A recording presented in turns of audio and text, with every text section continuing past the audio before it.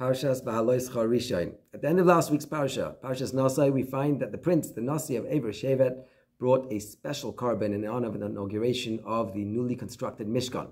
Every Shevet was represented except for Shevet Levi. And Chazal say that when Aaron saw that neither he nor his Shevet was represented, he was sad, which brings us to Parshas Behaalotcha, in which Hashem tells Moshe to tell Aaron, Behaalotcha es haneros, when you light the flames of the menorah, be aware that your zchus is even greater than that of the Nasiim who brought the inaugural karbanis, because every day you will have the zchus of doing this mini inauguration, of putting the finishing touch onto the Mishkan by having flames of the menorah lit by you.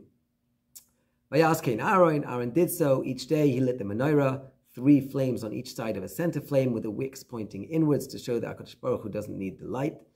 And the word that is used for lighting the menorah is Behaalotcha, from the shorish of Allah, which is unusual. Rashi tells us that this teaches us the methodology for lighting the menorah. Allah means to go up. Behaalotcha, when you raise up the flame, leave your hand there until the flame rises on its own. Moving on in the parasha, we find the ritual, which was mentioned back in Parashas Bamidbar, that it will need to take place, of transferring the Kedusha from the Bechorim in Klal Yisrael to the 22,000 Leviim. On account of the fact that the Bechorim were involved in the Chet HaEgel, the schus of being in the special service of Hashem is going to be transferred to the Leviim. And here, Hashem commands Moshe that this has to be a 4-step process. First, the Leviim need to be purified. They need to have sprinkled upon them the water, which is mixed with the ashes of the Parah Aduma.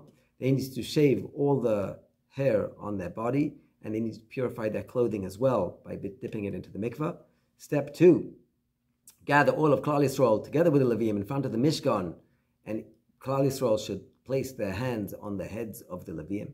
Step 3, Aaron HaKohen has to do tenufa, physically taking each Levi, lifting him and waving him in a specific way, as is done to certain karbanis. And step 4, the Leviim will then place their hands on the heads of 2 karbanis, 2 bulls, which are going to be brought, one as a chatos and one as an oila.